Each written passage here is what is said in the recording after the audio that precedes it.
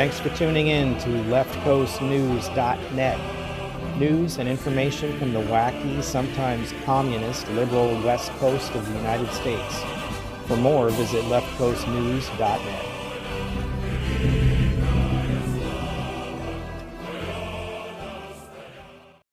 Well, we've been talking about last week how Washington State loves its criminals and how criminals get so many breaks in this state. And now we just have more breaks for the criminals. Washington has abandoned its effort to force Catholic priests and other religious leaders to divulge information on child abuse and neglect they learn of in confession. With a pair of legal filings, the state agreed to not enforce the controversial provision.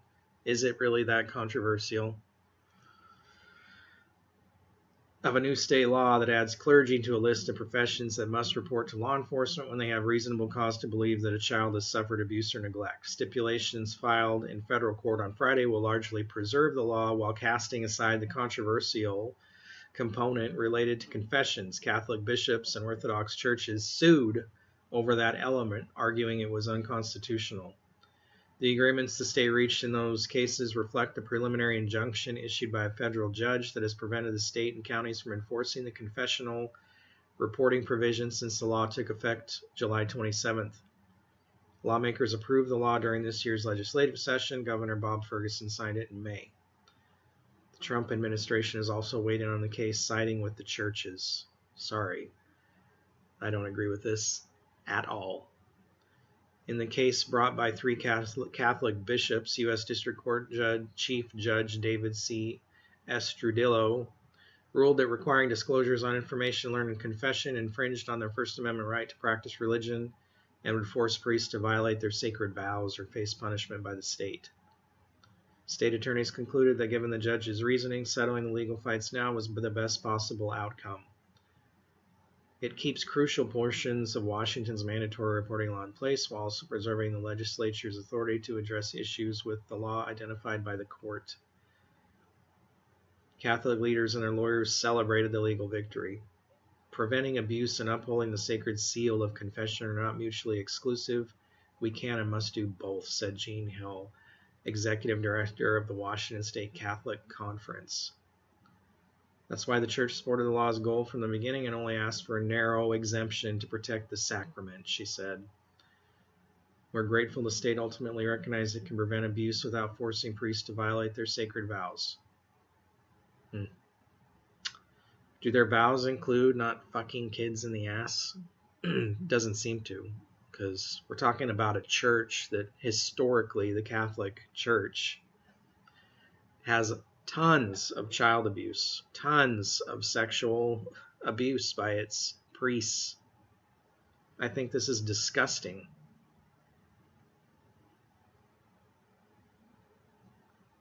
It's just disgusting.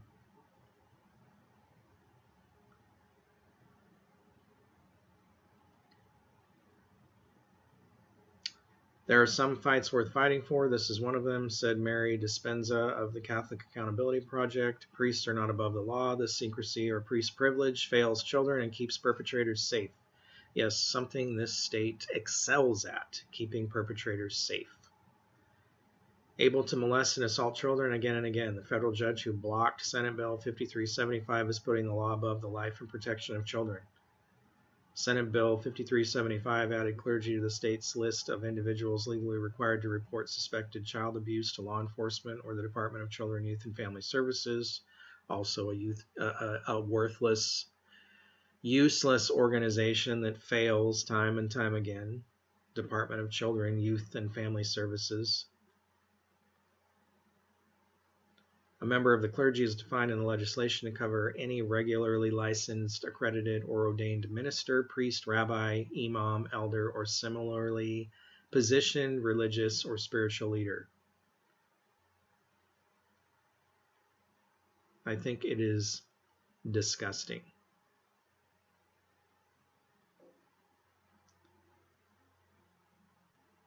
At what point do we decide that criminals don't have all the rights in this state? At what point? Well, some Democrats seem to see the error of their ways. A Washington State Democrat lawmaker is expressing regret and guilt over legislation she supported that she believes has contributed to an explosion in juvenile crime and lives lost. Representative Lauren Davis from Shoreline, Democrat, penned an op-ed in the Seattle Times last weekend detailing 8 different policies that have contributed to the juvenile crime wave. Davis spoke with the Center Square on Monday, sharing that during her first years in the legislature, she voted on bills she didn't fully understand and was afraid to speak up. I would say probably in my 4th and 5th legislative sessions, I did not understand that some of the policies were flawed, but I was too afraid to say anything, she said. And it's only been in my last 6th and 7th legislative sessions that I finally grew thick enough skin or had enough courage to say the right thing in spite of whatever consequences might flow my way, because I have to go home to my district and I have to be able to look myself in the mirror. Davis, who represents parts of North Seattle, Shoreline, and Linwood, said she has spent a great deal of time educating herself about the impact of several public safety bills passed by the majority party.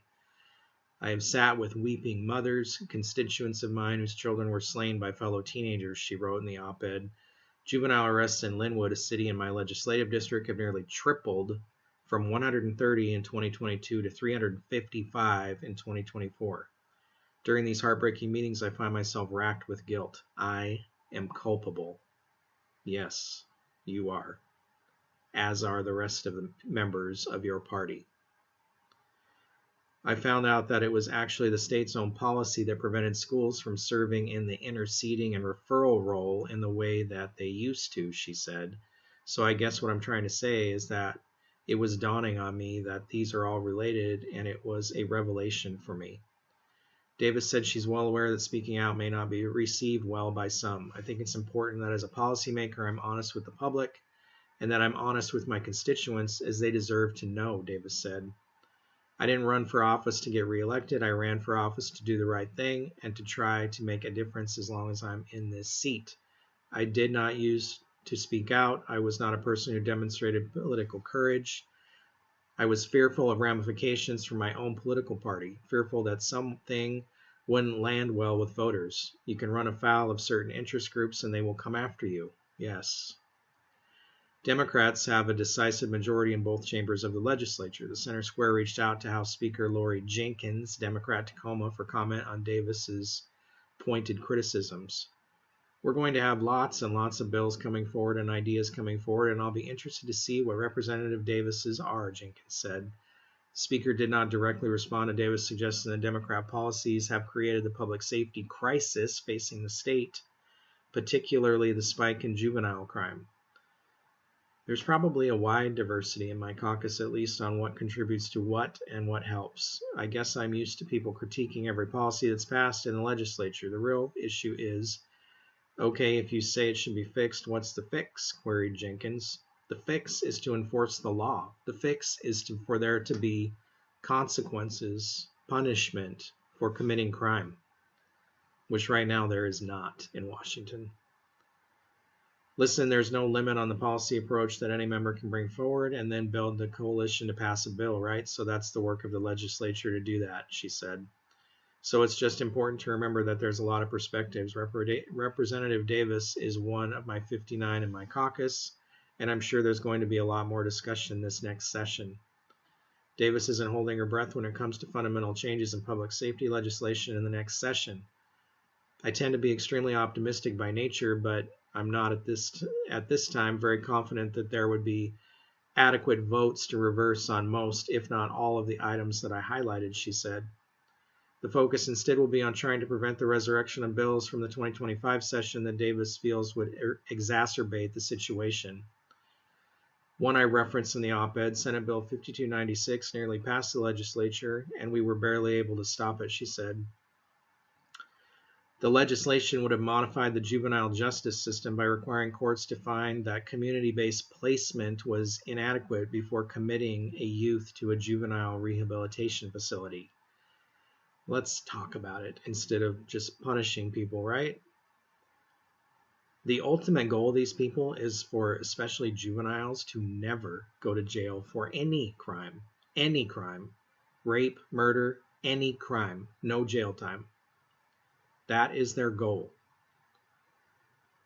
The bill is riddled with problems, Davis said, but at a high level, it takes young people who would go to JR, the juvenile prison system, and sends them back to the community with no wraparound supports and with no enhanced supervision.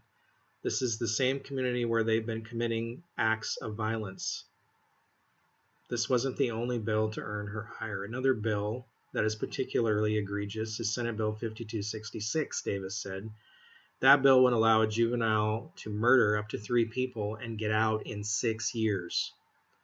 That was an actual bill that passed multiple committees, and what it would do is incentivize adults 18 and up to engage young people to commit homicide because they can get out in 6 years. So to be clear, the current minimum is 20 years, and this would reduce it to 6. She reiterated that despite some calling on her to resign since the op-ed, she remains energized. Why are people okay with not giving criminals jail time?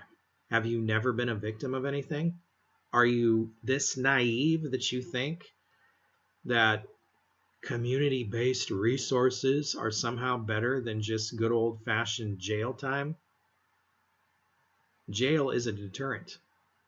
You'll never know how many people didn't commit a crime because they thought they might go to jail, because they didn't want to sit in a cell for years.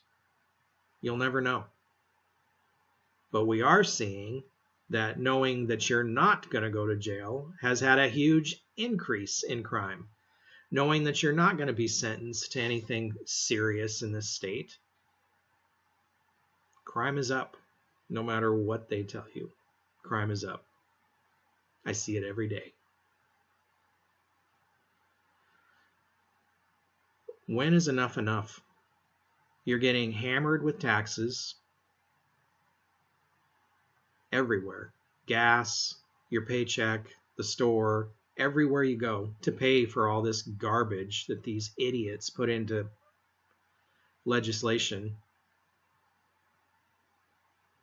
You're seeing homelessness explode, and they just keep throwing hundreds of millions of dollars at it with no accountability. There's all kinds of